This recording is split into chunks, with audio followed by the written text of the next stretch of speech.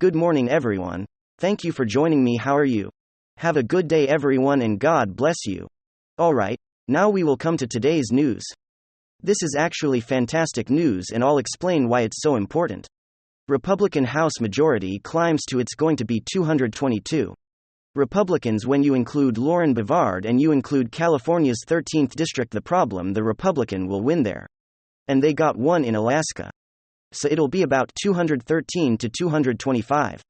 And going to impeach Hunter, they're gonna impeach Joe. Okay. Here's the funny thing about Democrats, the Democratic Party. They relied on Twitter to suppress silence. So just set prevent any debt dialogue, any dialogue at all, pertaining to the hundreds of millions of dollars in business deals and money that Hunter was able to acquire for Joe. Okay. You have graft potential bribery schemes. You have emails saying how can you use your influence on the company's behalf. If Donald Trump Jr. or Eric Trump had any of those types of emails, along with the 150 suspicious activity reports to that Hunter and everyone around Joe have, that 150 times banks have stated this, there's a suspicious transaction almost always involving other countries, and millions upon millions of dollars going into building businesses or shell companies started by Hunter. So that was all swept under the rug, that was all suppressed, silenced. We couldn't talk about it. And now they won't have Twitters. You have to understand, going into 2023, Joe is gonna get mashed potato brains, is going to get impeached. It's going to be because of Hunter. Well, it's going to be because of the graft and bribery schemes. You have emails, actually with other people asking a Hunter to influence Joe, and then you have Joe forcing on a prosecutor. That's just one example. You don't have this with Trump. They went after Trump in Georgia. In New York, federal government to this is a second special counsel now January committee, and also Mar-a-Lago raid. They haven't indicted him.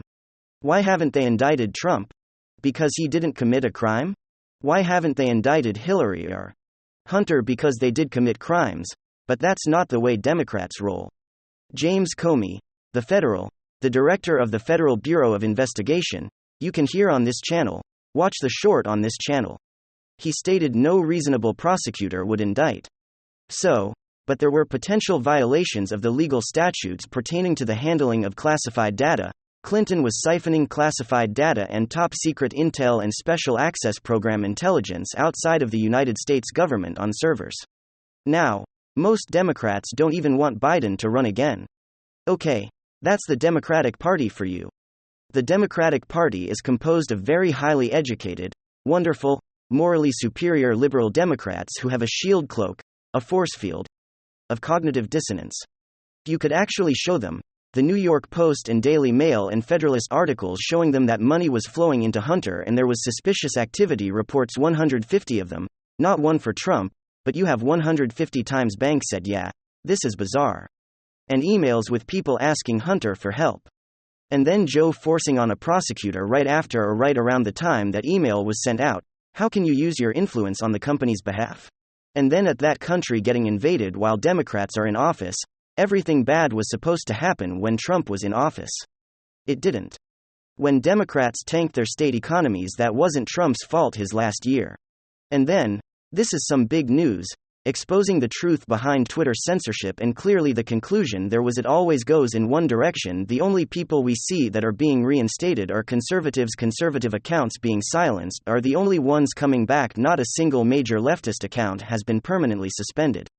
And so what I'm trying to say is that it's always one side. Well, you know what else is always one side clearly destructive? In this case? Possibly world war starting misinformation and fake news? Why is it that it's always only one side that's caught doing this kind of thing? What is the last time you heard of an independent or conservative source being fired or reprimanded or pushing some sort of widespread massive conspiracy that had truly destructive and devastating consequences? Leftwards like to pretend as if that's the case with various different issues, but it never actually truly pans out. For the most part, being a conservative right-wing or anti-leftist corporate media, independent thinker or source on the internet, for the most part, it's like what we do right. We're spending most of our time debunking the leftist nonsense that we don't have time to spread misinformation or invent wacky stories. You just don't see it in the same way. Here we go again, over and over and over again.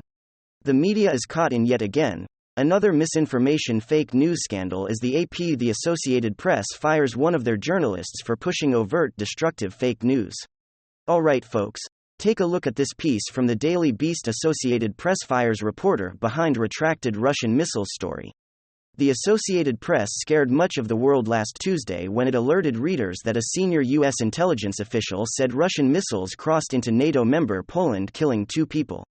That report, which was widely cited across the internet and on cable news, was taken offline the following day and replaced with an editor's note admitting the single source was wrong, and that the subsequent reporting showed that the missiles were Russian-made, and most likely fired by Ukraine in defense against the Russian attack on Monday. The Associated Press fired James Laporta, this guy, the investigative reporter responsible for that story, confined or has learned the piece, which was originally co-byline by John Leicester, who is still working at the AP, attributed the information to a single senior U.S. intelligence official despite the AP's rule that it routinely seeks and requires more than one source when sourcing is anonymous. The only exception, according to its statement of news values, in principle, is when material comes from an authoritative figure who provides information so detailed that there is no question of its accuracy, a situation that seemingly did not occur as the report was fully redacted on Wednesday. The Associated Press later issuing a correction on the Russia-Ukraine war story. 3 U.S. officials told the AP that preliminary assessments indicate the missile that struck Poland had been fired by Ukrainian forces at an incoming Russian missile. And so once again, let's tackle the issue of misinformation. I don't know how many times we have to do this until people start getting it in their head that the threat of misinformation doesn't come from right-wing independent journalists, comes from the corporate media shills. No matter how many times Hillary Clinton and Obama get paid hundreds of thousands of dollars to give speeches on the threat of misinformation in our democracy and blah, blah, it's never going to make their narrative true. Throughout history, we have seen it repeatedly that corporate fake news outlets are always behind truly destructive misinformation that in many cases leads to war. Let's look at one example. For instance, the Gulf of Tonkin incident was an international confrontation that led to the United States engaging more directly in the Vietnam War. It involves both a proven confrontation on August 2, 1964, carried out by the North Vietnamese forces in response to covert operations in the coastal region of the Gulf, and a second claimed confrontation on August 4, 1964, between ships of North Vietnam and the United States in the waters of the Gulf of Tonkin. Originally, Americans blamed North Vietnam for both attacks. Later investigations revealed that the second attack never happened. The American claim is that it was based mostly on erroneously interpreted communication, interceptions, in other words, a fake report, a misinterpretation, a claim which conveniently was not investigated, which was then used as an emotional tool to fear-monger to justify the escalation of a war or the declaration of a war or boots on the ground. And that is exactly what we saw here at the Associated Press. The individual working for the leftist publication was an investigative journalist, but did he investigate? Absolutely not. He just got it from an anonymous source. If this was a Russian attack on a NATO member, you would think that that's something that you should probably verify before you run with the story. Considering the implication, it's called doing your basic due diligence.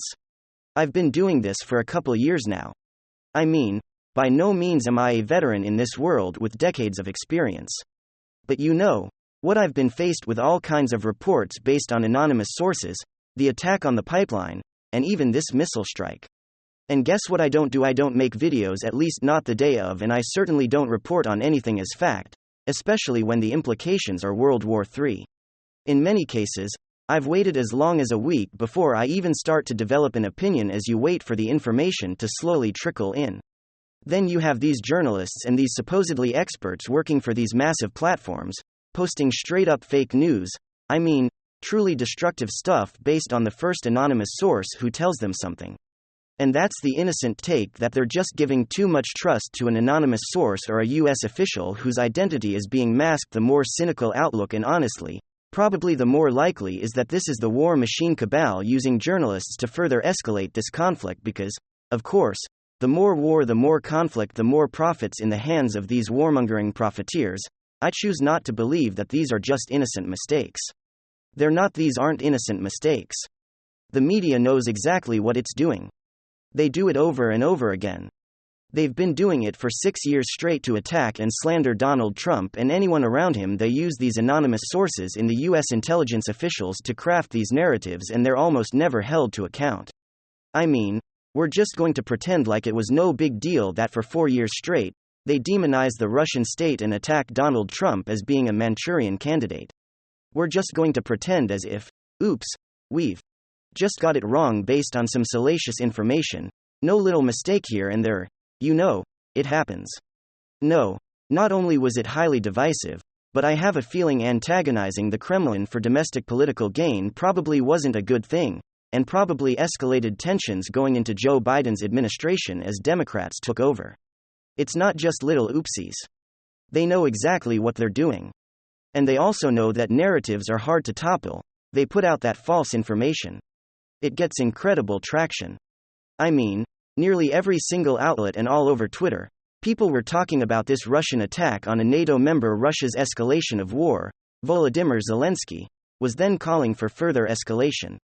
Hundreds of millions of people probably saw that story and were influenced by it in some shape or fashion. And then, of course, the correction that follows after the narrative is completely debunked gets a couple of 100 likes on Twitter after the Associated Press corrects it. But please, left-boids, keep lecturing me on misinformation. Go right ahead. Oh my God. Donald Trump is going to start World War III. He brings unprecedented global stability and peace, and then these blue and non-lunatics take over, and look at where we are. Where does the threat of dangerous misinformation really come from? I don't know. You can make up your own mind. You certainly know where I stand. And I thank God that we've all been brought together.